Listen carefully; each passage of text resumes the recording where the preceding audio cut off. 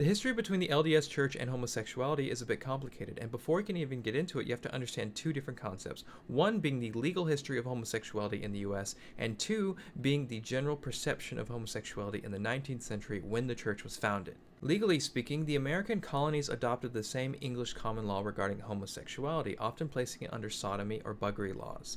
Now, sodomy is a broader term than homosexual activity. This can refer to things not only done between you and someone of the same gender, but also someone of the opposite gender, or victims such as animals, children, or what is considered to be a crime against nature. The earliest known execution specifically for homosexuality in the colonies was Richard Cornish in Virginia in 1625.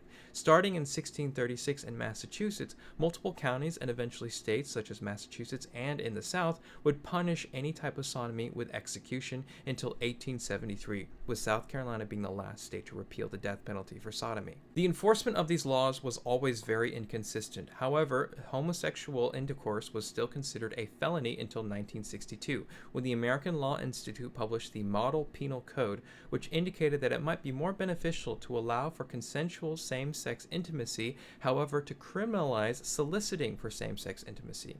Illinois would be the first state to legalize it in 1962, and 35 more states would follow until Lawrence v. Texas in 2003, which decriminalized same-sex intimacy nationwide. However, when the LDS Church was founded in the 19th century, homosexuality wasn't considered an identity. It was more so considered a disorder or a disease, similar to how we might approach something like schizophrenia today, where schizophrenia isn't considered a threat to the modern American family. And that moral panic that we have often heard and grown up with regarding homosexuality didn't really start until the 1930s, and even more so in the 1950s with McCarthy's Lavender Scare. It's very important to understand because the LDS Church doesn't say a whole lot about homosexuality until around 1897, following the trial and conviction of the gay poet Oscar Wilde, in which George C. Cannon, the first presidency member, condemns homosexuality as filthy, abominable, and he calls for God to wipe them out, claiming that if it's left unaddressed, they would soon corrupt others. Now, the first known instance of Mormons disciplining someone for homosexuality is with the excommunication of John C. Bennett, where Joseph Smith and his brother accused him of buggery. Now, John C. Bennett was the mayor of Nauvoo, and it's believed that Joseph Smith was removing him from power because he was a potential rival, because Joseph Smith also wanted to become the mayor of Nauvoo, and also because Bennett was revealing that Joseph Smith was practicing polygamy, because Bennett was not very good at hiding his own practice of polygamy. In 1851, the Utah Territory would also ban same-sex intimacy between a man or a boy and any of the male creation. However, the law itself didn't pertain to women. Interestingly enough, in 1876, George Naylor is sent on a mission to Arizona after he confesses that he's in a relationship with a man named Frank Wells. Naylor isn't excommunicated, he's rather just sent on a mission to separate him from his lover. In 1879, Arthur Bruce Taylor, the son of then church president John Taylor, confesses that he adopted the Hawaiian custom of aikane when he was on a mission to the islands. He would later leave the LDS Church shortly after this, and he would never marry. Not necessarily pertaining to homosexuality, in this case drag culture, in 1885, B. Morris Young, the son of Brigham Young, would start performing vaudeville acts and drag as Madame Paterini, and it would become very popular for several years. A community also starts to form around this time. In 1886, the Salt Lake City Bohemian Club is founded, and it's a safe space for LGBT current and former Mormons. One of those members is a lesbian named Mildred Berryman, and she writes her thesis, The Psychological Phenomena of the Homosexual, in 1928, basing it off of her experience with about 30 other different gay individuals. In 1889, the general president of the children's ministry known as the Primary Organization, Louis B. Felt, would start living together with her friend May Anderson. The two slept in the same bedroom for 40 years until one of them died, and it's largely believed that they were lovers. As you can see, the attitude towards homosexuality really shifts following George C. Cannon's speech in 1897, where prior to that it is considered mostly a private matter to be solved within the individuals themselves. Afterwards, it becomes a moral panic, where it is a societal issue, where it is a threat to the family and to the values and the marriage between man and a woman before God. In 1926, there's these two Mormon lovers, Sarah Lundstedt and Ruth Drake, and they're being pressured by their families to end their 4-year-long relationship. They can't do it, and so they end up taking their own lives, and this makes national news. In response to this, LDS sociologist Dr. Arthur Bealey writes that homosexuality is an abnormality formed by not being attractive or attracted enough to the opposite sex. Throughout this time, you start to see the LDS Church begin to adopt theories or possibilities as to what homosexuality is and how it can be treated or cured. In 1935, newspapers in Utah began openly discussing conversion therapy, suggesting methods such as hormonal treatments, forcing mixed sexuality or lavender relationships and marriages, encouraging co-ed schools, having better parents, less absent fathers, and less domineering mothers, as well as extreme treatments such as electroshock or vomit aversion therapy. In 1954, Apostle Spencer Kimball would outright deny that homosexuality was something you were born with, claiming that it is a choice. That trend would continue on well into the 2000s. Brigham Young University would also start providing electroshock and vomit aversion therapy for homosexuality starting in 1959.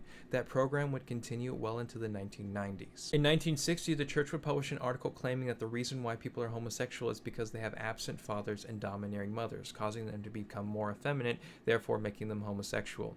The church would also adopt several other beliefs as to why people are homosexual, citing SA as a child, as well as watching pornographic images, so watching certain programs on TV, being around gay people, simply discussing homosexuality, and in some cases, simply Satan. In 1962, BYU President Ernest Wilkinson banned all students who exhibited same-sex attraction regardless of celibacy. The ban would last until 1973, with students encouraged to spy on and report each other. In 1972, Idaho decriminalizes same-sex intimacy. However, Mormon State Senator Wayne Loveless successfully recriminalizes it with a punishable sentence of at least 5 years in prison. From 1976 to 1989, the LDS Church Handbook explicitly calls for people to be punished if they have any indication of same-sex orientation, even if they're celibate. In March of 1976, BYU professor Carlisle D. Marsden took his own life after he was outed as gay by Utah police.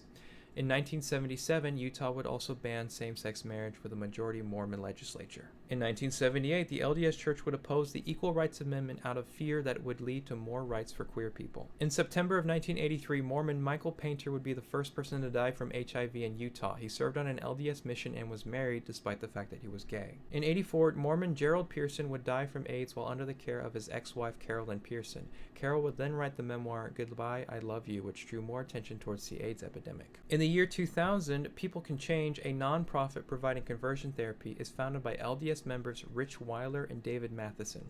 David Matheson would later leave the church and divorce his wife to live as a gay man. Later that same year, former Bishop David Hardy would condemn the LDS Church after his son attempted to take his own life, stating that their doctrine regarding homosexuality was harmful. In 2006, the church would publish an interview with Lance B. Wickman implying support for conversion therapy while openly supporting lavender marriages and comparing gay people to those with disabilities, recommending that their families shouldn't be compelled to be seen in public with them. In April of 2006, Russell M. Nelson would then urge the U.S. government to pass a constitutional amendment banning same-sex marriage. In 2011, the LDS Church would fire Drew Call, a celibate gay Mormon, from his job because he refuses to out his gay friends. In 2014, Apostle Ballard will make a comment that indicates that the LDS Church no longer considers homosexuality to be a choice. However, the stance of the current church remains unclear. In 2019, the church would officially denounce conversion therapy, and Utah would ban conversion therapy in 2020.